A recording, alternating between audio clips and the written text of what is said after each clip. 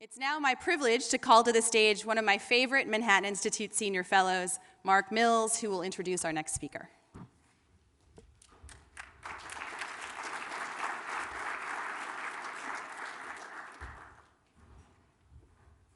One of your favorite? I'm just going to leave now, Molly. I'm sorry. I have the pleasure and honor of introducing you all to someone who I am honored to be able to call a friend and colleague. Before I do that, I want to just make a quick observation because that's the privilege that I get as the introducer.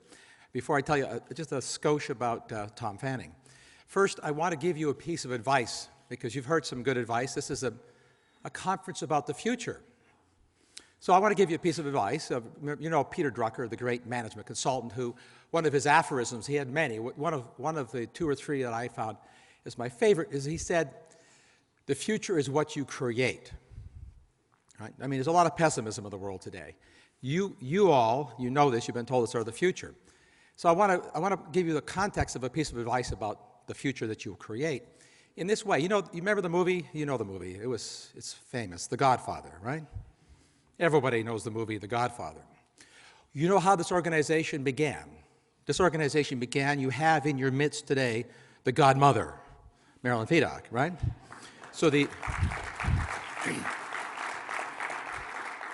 the relationship between them. So my advice to you is don't screw up because the Godmother is watching you, right? We older guys and gals are handing you off a pretty good deck of cards. You think the world's in terrible shape. You have to build stuff. You've got a big career ahead of you. So just let me remind you, when I roughly began my career, roughly contemporaneous with your age, the world was in pretty bad shape. Islamic terrorists had just taken over a country in Iran, right? Remember the Iranian Revolution? It was pretty ugly. We had our embassy sacked. Inflation was in double-digit percentages. The housing market was a disaster compared to today. Unemployment was at higher levels than it is today. If you had a degree, you weren't getting a job. People in England I knew were coming out of Oxford to work at Harrods selling shoes. The world was a real mess in 1980. We did okay. It was a pretty good run of growth the last 35 years. You guys you're handed a good deck of cards, so don't screw it up. I know you're at the most exciting time, in my opinion, in the world, and you are inheriting an opportunity that's tremendous. You can build a lot with it, which will bring me to a great leader like Tom Fanning, who works in the electric utility industry, which some of you may think is old school. It's not old school. It's at the epicenter of some great tumult in business and business management. So let me tell you a couple things about the electric industry, which are kind of interesting coincidences. One is a word coincidence. The company that Tom Fanning is president, CEO, and chairman of began with a gentleman whose name was James Mitchell. It's kind of interesting because that company, amongst a handful then, created a revolution in America. It was a revolutionary energy industry. Another Mitchell started another revolution, George Mitchell.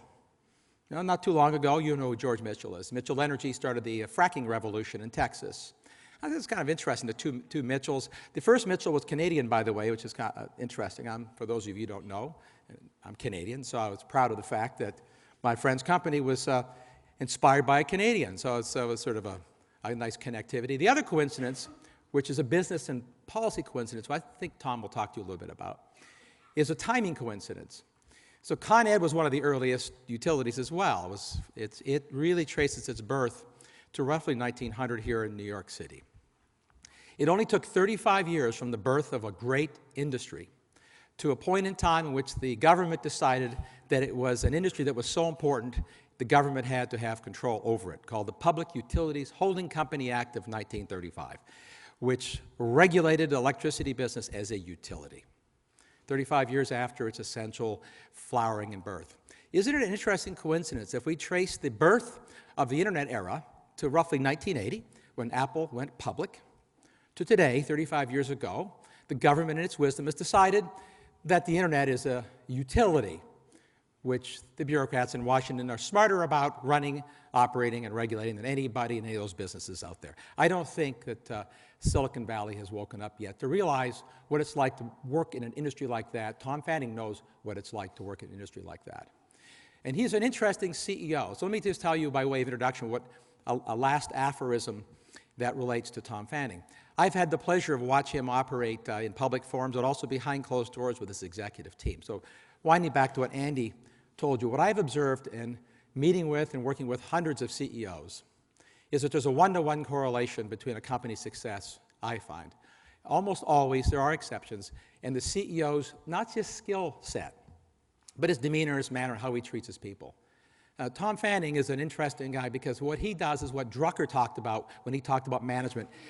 Drucker launched management consulting in an era where people believed that organizing businesses was like organizing cogs in a machine. It was the era of mass production and the Ford automotive. Everybody thought that the workers were like cogs in a machine. Drucker thought otherwise. He thought people were human. They needed to be treated with dignity and respect. That was his whole life. Tom Fanning, in my opinion, if you watch him operate with his people, not only lives and breathes that's how he operates. It's interesting to watch him operate and watch his people. And it's how I see you taking the future, is emulating great leaders of integrity and character like a gentleman like Tom Fanning. Tom? Well, that's awesome. Thanks, Mark. Appreciate it. Mills is one of my inspirations in this business. He's a terrific guy, and he and I have collaborated a lot. I really respect that. Thank you for that. I wasn't planning on doing this. I actually don't do speeches. I have conversations with my closest friends, right? So what we're going to do is just have a conversation here. I got to reflect on a couple things that have already been said. Number one, you were talking about the Public Utility Holding Company Act of 1935. Fascinating stuff. But did you know the game of Monopoly, that was built around the breakup of the robber baron era and breaking up big business. The game of Monopoly was created right about that time. You know the guy with the top hat and the goofy mustache in Monopoly? You know what I'm talking about? Samuel Insull. He created modern electric networks across kind of the Midwest and into the Northeast. He was a utility guy. The last company that was sold out of the, in fact, wait a minute, I got to tell you, Samuel Insull actually got thrown into jail for securities fraud. Go to jail. He was exonerated while he was in jail, get out of jail free. Ultimately, true story, ultimately died penniless. The last Insull company that was sold was bought by Southern Company. It was Georgia Power and Light. Second thing that somebody said, Godfather. I love that. I actually use the Godfather in some of my stuff at Southern Company. But I do it when I talk to a group where I don't want anybody to, release a secret. We're talking in confidence here among friends. And I always use the story about Mo Green. Mo Green in The Godfather, have y'all seen that? Mo Green was the guy the Godfather set to run Las Vegas. And there's a great scene in the movie where the Godfather's blowing away everybody at the end of the movie, right? And Mo Green's the guy sitting on a table, getting a massage. Towels are in all the right places. I think it's a PG or R, light R. And the door comes bursting open. Guy comes in. Mo Green puts his glasses on. Guy shoots him right through the eye. Blood comes spurting out. It's a great scene. And the story there was, if you violate a confidence, you're dead. Got it? So normally I say that. I don't have any confidence to share here, but these are management principles you should know. The last movie I just want to hit is kind of what I'm doing right now, and that is The Matrix. In The Matrix where they download into the star guy, how to do judo and whatever it is, his eyes go all crazy, and they just load it in a hurry. That's what I'm going to do right now. I'm going to move through this thing in a hurry, so if you start goofing out, it's okay. There are three kind of companies in the world today, and they are known as birds of prey, moving prey, and roadkill. Now, where you fit in that spectrum depends upon your ability to succeed in the long and short run. Birds of prey are companies like Southern Company, I believe, that are structured to first provide for long-term success, however you define that, and we make the short-run success work. Moving prey, of course, are the people you see all the time that optimize short-term success at the expense of and sometimes imperiling their long-term success. And then, of course, roadkill are the guys that can't get out of bed in the morning, and you see them all the time anyway. But the question, I think, is not so much, are you a bird of prey or a moving prey? Do you really preserve your long-term and short-term success profiles?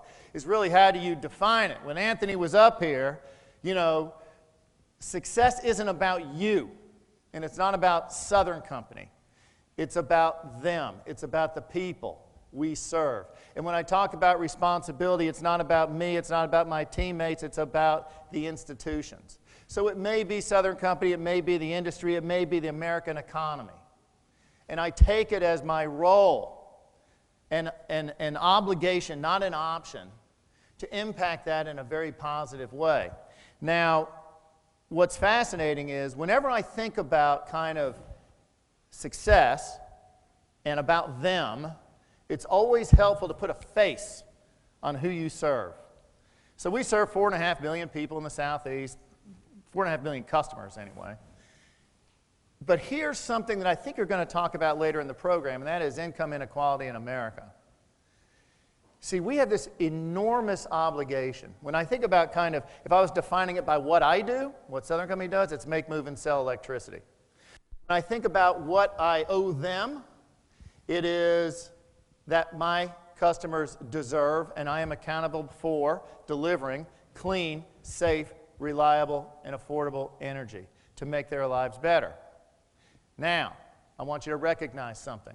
We serve Alabama, Georgia, Mississippi, Panhandle of Florida. We have competitive generation all across the southern United States, all the way from California back over here to Carolina, all over the place, all right? We're one of the largest electricity companies in the world. 46% of the families that we are privileged to serve make less than $40,000 a year. And what do they want? What they want for their children, because I don't think it's really about yourself, it's about your family and everybody you serve, yourself, is a better place to live, better food on the table, better medical care, better education. And those families make tough, kitchen table economic decisions every day. And as business leaders, as you start to migrate into that kind of role in society, why can't we?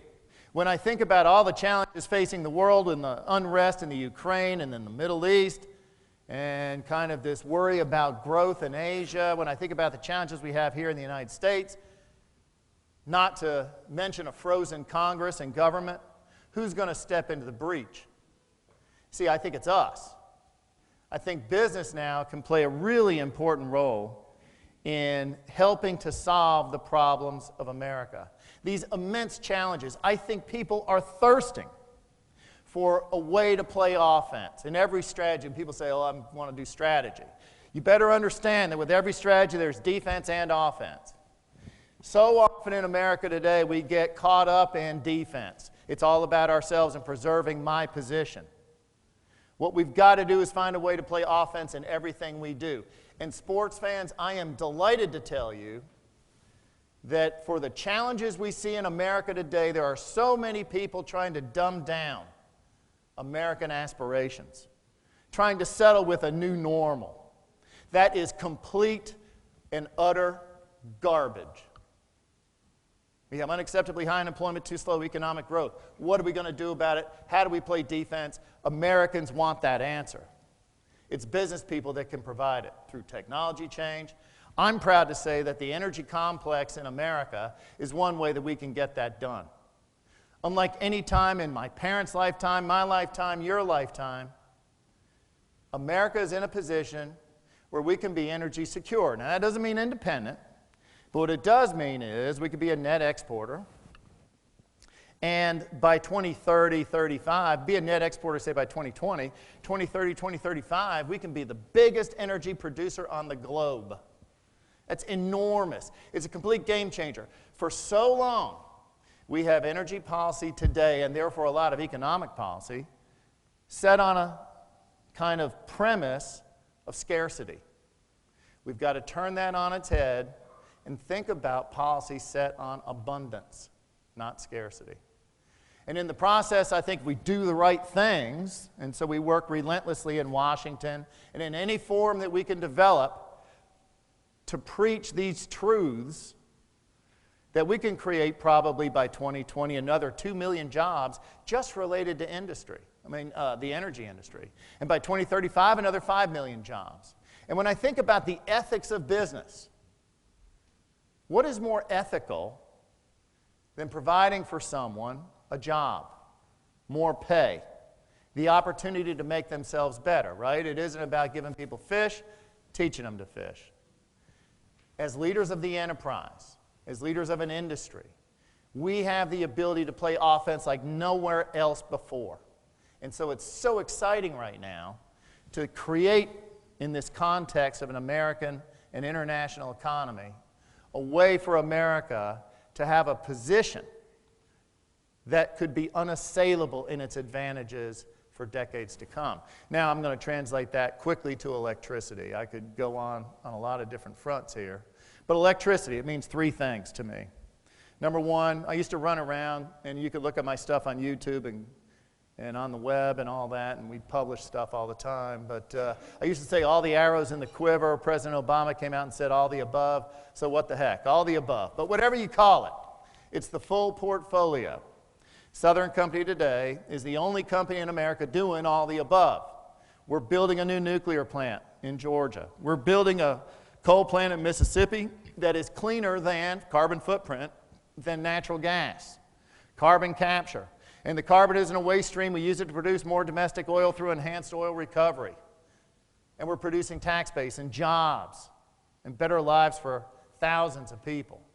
We've made a big move away from coal to natural gas. We're one of the leaders in the United States in renewables, especially in photovoltaic solar. And we're also doing energy efficiency in a big way.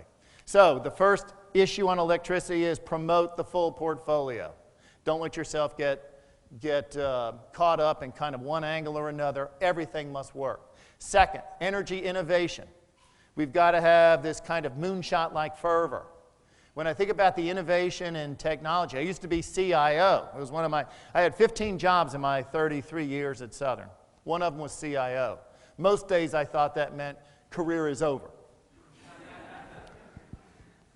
But I got to tell you, when I think about how much value has been created in the IT space in America, and think about the ramifications of this new regime that Mark just suggested to you, holy smokes. But why don't we do, and then this Mitchell guy, he did fracking.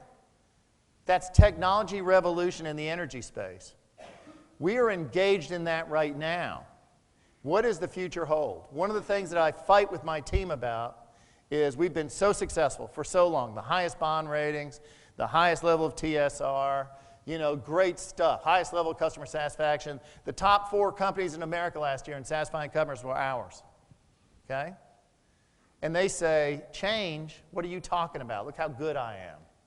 This notion of creative destruction, of inventing the future, of creating optionality in an uncertain world. You guys know of anybody in finance here? Especially during times of volatility, every option has value, and the option value grows during periods of high volatility. That's where we are. So, innovation is a big deal. Proud to say Southern Company is the only company in America today that does proprietary, robust research and development. Number 3, restore America's financial integrity. Sounds a little highfalutin, but we are the people to step into the breach.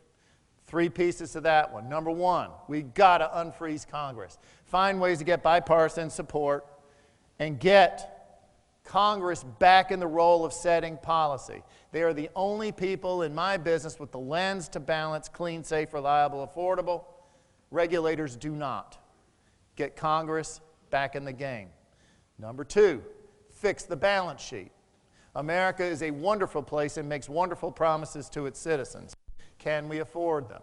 I know this gets translated into this argument about should government be bigger or smaller? Should we spend more or less? I tend to believe less.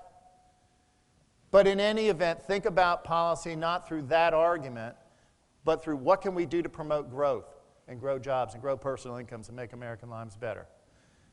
We've got to restructure the balance sheet, provide for growth. Third area, I could spend a lot of time. I'll shoot this one quickly. Comprehensive tax reform. We have the goofiest tax structure in the history of the planet right now, and we need to wipe it out.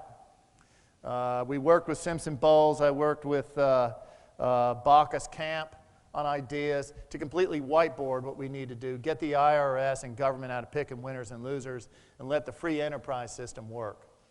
So that's my quick thing. Electricity policy, the full portfolio, energy innovation, restore America's financial integrity. In closing, and I want to take your questions because I'm making a lot of quick assertions. In closing, the mission here could be described as provide for the public and the families we serve. I typically try to describe that in kind of what's and how's, right? The what's are make, move, sell, and all that stuff. But I want you to know the how's, your behaviors, your expectation of culture is the most powerful thing you can do. What's get you in the tent, the how's are potentially more powerful and longer lasting. And when I translate the how's at the end of the day to what we do, it is to assure that the communities are better off because we're there, to assure that we're bigger than our bottom line, to assure that we are good citizens however we engage. And that's what I want to leave you with. Thank you very much. So, a couple of questions. Come on now. Yes. Questions, questions. Yes, sir. What do I think about oil price? It's exceedingly cheap. I got no idea where it's going to go.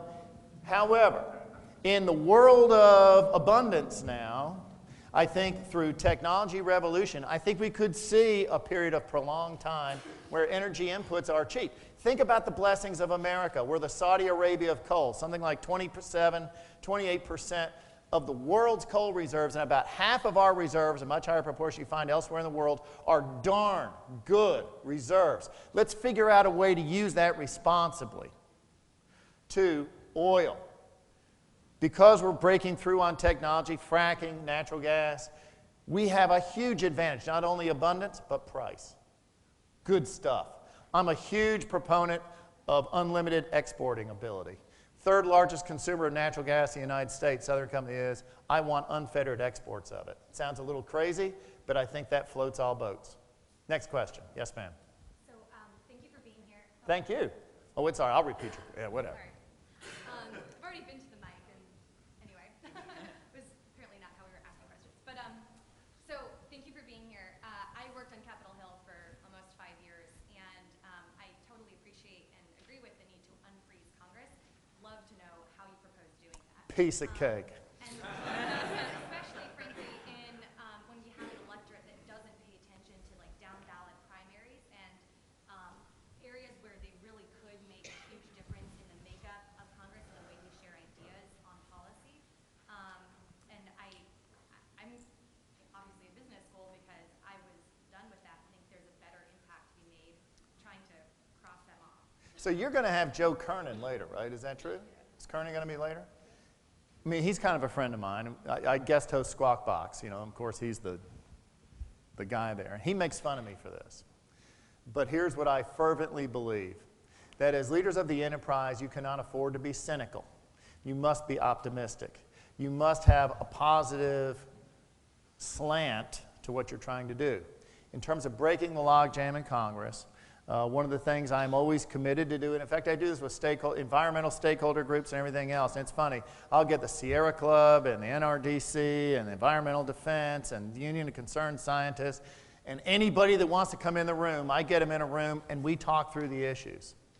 Without making the attempt to connect in a human way, the hows, you tend to get demonized and you tend to get put off here. So, what we've got to do is engage in a very direct human way.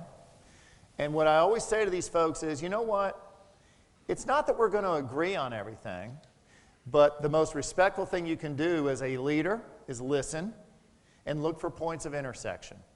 And I swear to you that there are points of intersection in Congress right now where I think we can get bilateral support, bipartisan support. Think about where we were on Simpson Bowles. Think about Camp and Bacchus. I think tax reform is something, and I think energy is something. And what we've got to do is relentlessly exhibit the vision and courage. The vision to describe a future that is better for America, and the courage to not be dogmatic, to say, this is a way to get it done, and this is how it's going to be better for everybody. Vision and courage, we can do that. Engaging personally, we can do that. I guarantee it. Thank you very much. Appreciate you being here.